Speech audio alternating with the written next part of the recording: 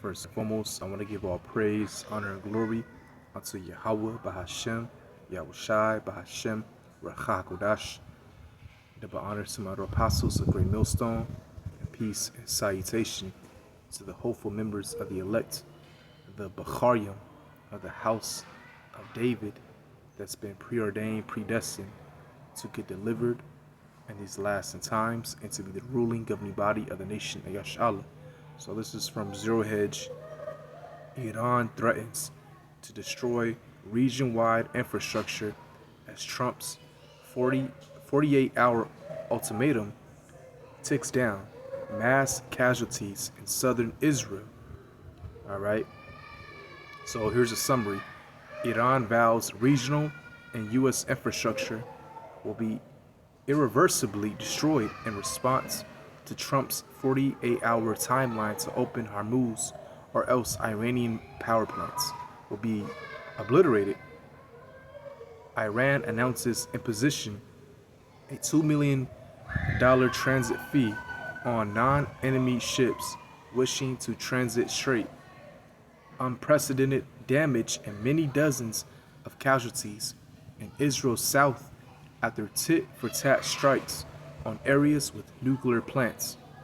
Reports of U.S.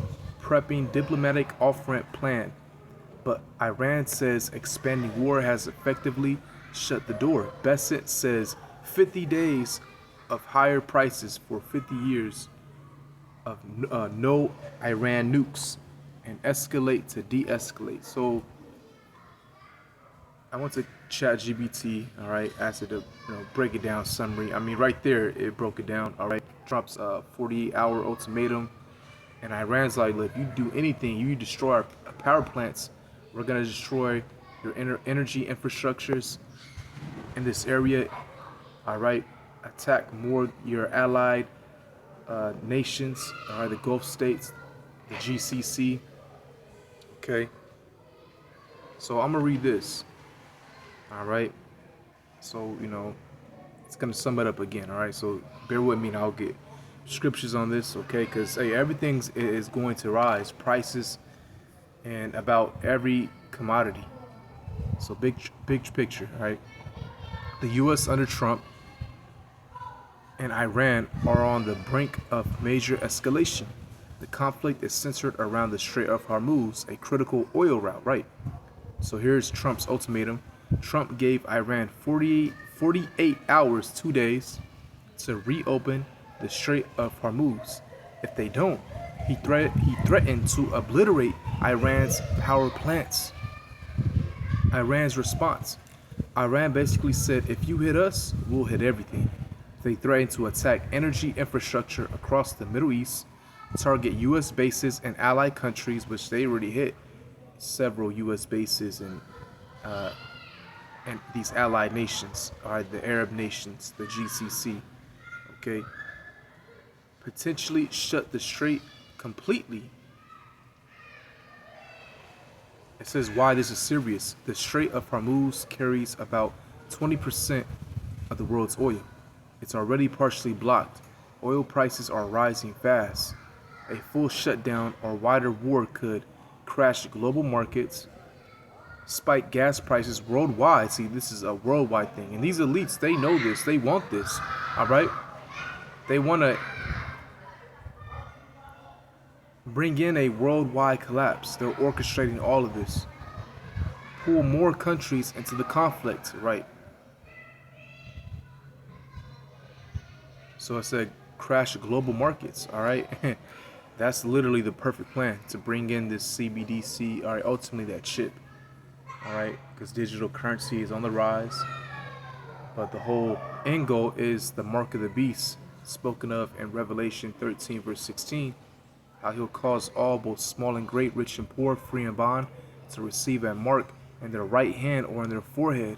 Okay, Esau Edom's going to come down with great wrath, as it says in Revelation the 12th chapter, verse 12. To do what? To force people with that chip to be embedded under their skin, either in their right hand. It can be your left hand either. All right. It can be your left hand as well, but your right hand or your forehead. Okay. reason why they say right hands because actually, I guess you have more heat energy on your right side, so that's how it's gonna be powered by, right? But yeah, and your forehead, your Metapon, Neuralink. You already see Elon Musk is doing that. All right. Now it says what's already happening: ongoing missile strikes between Iran and Israel, attacks involving Hezbollah and regional bases, thousands of casualties, and growing instability. And Israel is getting hit. All right, they're getting hit out there. Okay. In short, this is basically a high stakes standoff where the U.S. is threatening massive strikes and Iran is warning it will retaliate across the region, risking a much bigger war and global economic shock. All right. Now, could this affect commodities and grocery stores as well?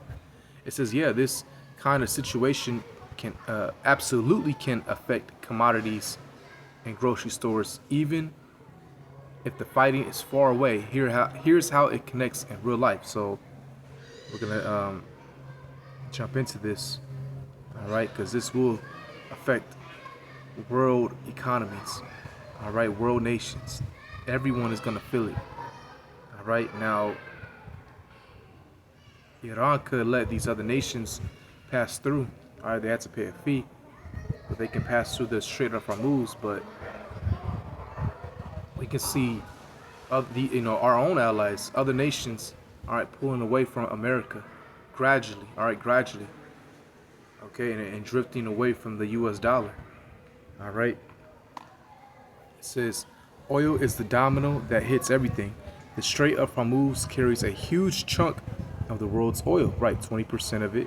If that gets disrupted, gas prices go up, and they're already going up gradually, all right. $8 in LA. Can you imagine that? $8. Diesel, right, used for trucks, farming equipment gets more expensive. That's the main thing. All right, I want to focus on. Without diesel, these truckers can't transport these commodities to these warehouses and stores and whatnot, right? Farm equipments, come on. Without that, the vegetation, all right, food will be scarce. Okay. Let me keep reading. It says shipping costs increase across the board. That alone raises the price of almost everything in stores, right? So everything's gonna inflate. Okay. 2, food production gets more expensive. It says modern agriculture depends heavily on oil. Tractors, harvesters equals fuel, right? Or they need fuel. Tractors, harvesters, they need fuel. Fertilizer made using natural gas. Irrigation systems, they need energy. All right. It says, so when energy prices spike, farmers spend more to grow food.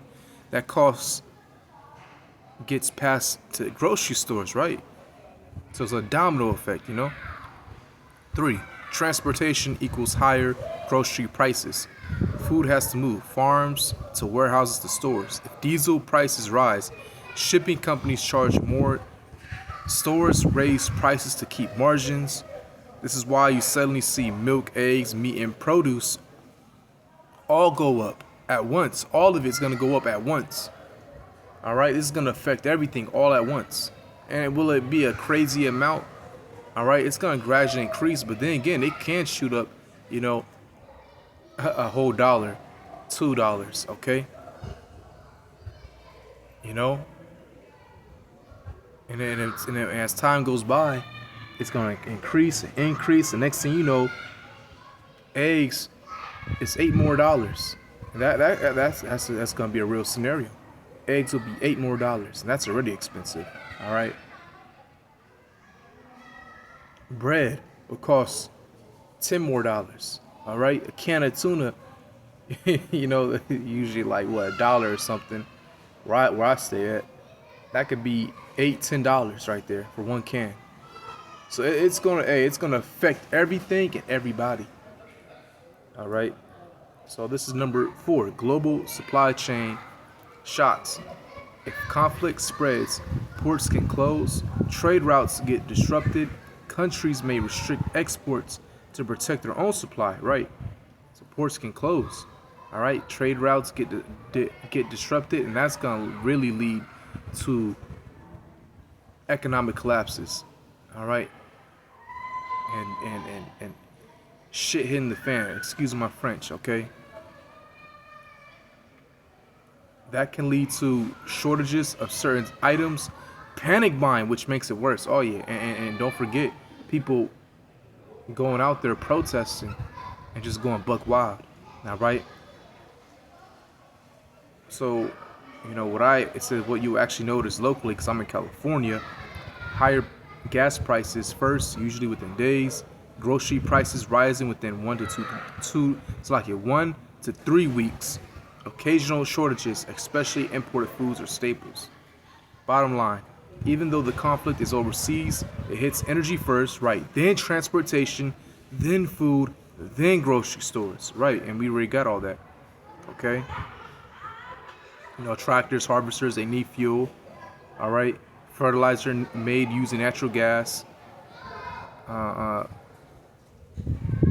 Irrigation systems, they need the energy, okay? So it's a domino effect, man, all right? So let me get some scriptures now. Let's get 2nd Ezra 15, or 6, 2nd Ezra chapter 6, verse 22. And suddenly shall the sown places appear unsown, the full storehouses shall suddenly be found empty, right? Your grocery stores, okay? Any store that sells commodities, all right? Costco, Walmart, all that is going to be a domino effect. Prices are going to rise and rise and rise. It's going to be less if this war is ongoing, all right? It's going to be less and less, and then soon people are going to panic buy, then sedition arise, all right? You see, and then who knows what might happen next, all right? It might be a whole nother, who knows, we have to wait, all right? But it might be a whole nother scenario, okay? We just have to wait and see. But let me get 2nd Ezra. Oh yeah, okay. 15th chapter. Cause sooner or later this will happen when shit hits the fan. Okay. 2nd Ezra 15 verse 15. For the sword and the destruction draweth nigh, and one people shall stand up and fight against another, and swords in their hands. Right. Sedition, not respecting higher authorities. All right. It's gonna be like that around the world, especially here in America, all right? And we've seen, light seditions, all right? But it's going to be truly dramatic, especially as all hell breaks loose, all right? For there shall be sedition among men, and invading one another. They shall not regard their kings nor princes, right? Higher authorities. In the course of their actions shall stand in their power. And these people are already, like these MAGA supporters, they're already, turning on Trump, okay? It says, verse 19, a man shall have no pity upon his neighbor, but shall destroy their houses with the sword and spoil their goods because of the lack of bread and for great tribulation, right? For the lack of bread, no food, all right? A man is going to spoil his neighbor. His neighbor, he's been knowing for years, all right? It's going to be survival of the fittest, okay? 2 families starving, but one family down the road or down the block, or if you live in an apartment building down the unit, he got all the food. What do you think those 2 neighbors, they might team up and go in, locked and loaded, all right, and go take, okay? Or if they don't got no guns, they're gonna get whatever they need to intimidate and threaten, all right, and be in a position of power in that moment to take that person's belongings, commodity, whatever he's withholding for survival, okay? Let's get Isaiah 19 verse 4. And the Egyptians will like give over into the hand of a cruel Lord. That is Donald Trump. That's definitely Donald Trump. We're definitely at the end. This is definitely the man. And a fierce king shall rule over them, said the Lord, Yahweh Bashmashah, Yahweh of hosts. Okay? This is definitely that man. He is definitely that guy. All right? All these executive orders he signed. All right? You know, don't forget about ICE and the detention centers, which that's going to hold everybody. All right? They spent, you know, a high amount of money on these detention centers. All right? FEMA camps. Okay? But Donald Trump, he's a cruel lord. He said if gas prices rise, they rise. He's not gonna give a damn. Okay. You see? And these MAGA supporters are turning on Trump because he literally lied about everything he promised. No more wars. And look at us. We're already going to like the 4th week of this war between Iran. All right. So hey, they're turning on, you know, their king.